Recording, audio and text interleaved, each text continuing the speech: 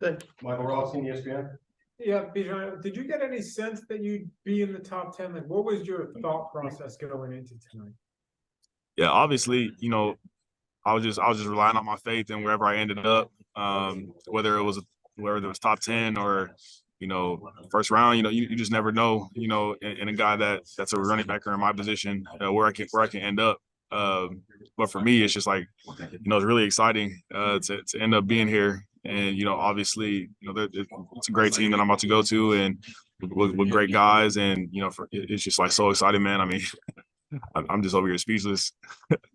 What's the sense you get of where maybe you'll fit in the offense? Because between you and Pitts and London and Ritter and Algier, everybody's kind of all on rookie contracts. Like, where do you fit in, you think? Yeah, I mean, obviously, like the offense is really good with really good talent. And for me, I just want to be a piece in that offense, man, and do as much as I can, no matter where they line me up at. And I'm just trying to help the offense, obviously help the whole team, and make us the team that we are. And I know that the rushing attack is really, really good, and with a really good running back already. And man, I just want to go in there and just learn from him, and be a good teammate, and hopefully we can make something special happen out of it. Bijan, I wonder, what were your conversations like with the Falcons throughout the draft process, and at any point in those did you get the sense that they particularly liked you? Yeah, I mean, absolutely. All the conversations that we had, I mean, they were always super solid, super great. Even to talk to them, even when they came down to Austin, we had an amazing time talking about scheme, what could happen, what we can do. And I mean, when we were getting to really know each other, obviously, they're all great guys to work with. And I mean, I'm just really happy that they took me and that they gave me a chance to make something happen. Was that visit in Austin the longest talks you had with them, the longest conversations you had with them? Yes, sir. Yes, sir. It was a visit where they came down. I guess you can call it a workout. But it was a super great opportunity to be with them and to meet with them and to show them what I got. And it was just pretty amazing. Who from the Falcons was in those meetings? The GM, head coach, offensive coordinator, and then the strength coach, the player personnel guy. Thanks, Bijan. Nice to meet you. Charles? I don't know how many mock drafts you looked at. You could have driven yourself crazy over the last couple of weeks, but a lot of them increasingly were finding a fit between you and the Falcons. Did you look at that? Did you get excited about that possibility seeming to be a fit? Yeah, I mean, absolutely. I mean, for me, I try not to look at all the mock drafts just because all that stuff can kind of get to your head, and obviously you really just don't know until the day happens. But when they mocked me to the Falcons, obviously I didn't know. I knew it could be a great fit if that was to happen, which it did happen. And I mean, I just thank God for it, man, because this is a great place to be. And now that all the mock drafts are over with, now that we're here, I'm just really happy to be here. Did you have any Atlanta connections? Have you spent any time in the city? Yeah, my great uncle lives there, and he loves it there. He tells me all the time, man, like, what if you came to Atlanta, And I'm like, well, we're gonna have to see. But now that I'm there, it'll be pretty cool to spend some time with him.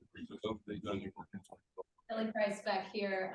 Congratulations on such an amazing night for you. What are kind of your emotions as you're going across the stage? They had that little, thing where you looked in the mirror and put on the hat. Take us inside that moment. Yeah, I mean, that was like such a great moment. Even just like looking in the mirror and just being like, man, bro, like, Bijan, you are a Falcon, man.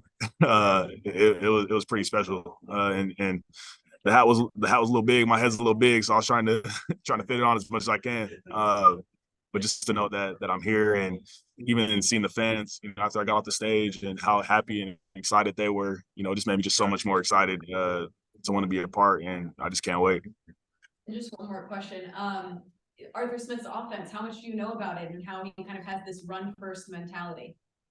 Yeah, I mean it's obviously great, and obviously I would love to be a part of that, and for what he has and how he wants to use me as a player. It's really exciting, especially because he had guys like Derrick Henry, and now that he's here, it's going to be pretty cool to see how he uses me and with with the rest of the guys in the offense.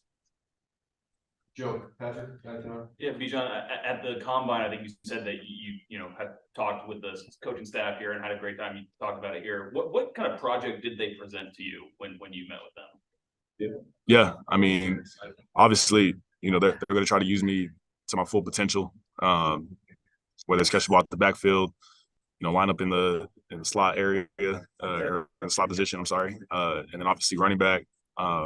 But just use the skill set in the most way that they can, and just let me get with mismatches and use my God-given talent to do the rest. But that's pretty much how we talked, and it was just great to hear it, and I love to hear it. We're gonna talk to a few more. D-Love, Yeah, Coach Sarkisian had talked about making his receivers mad because he put you in the slot so much.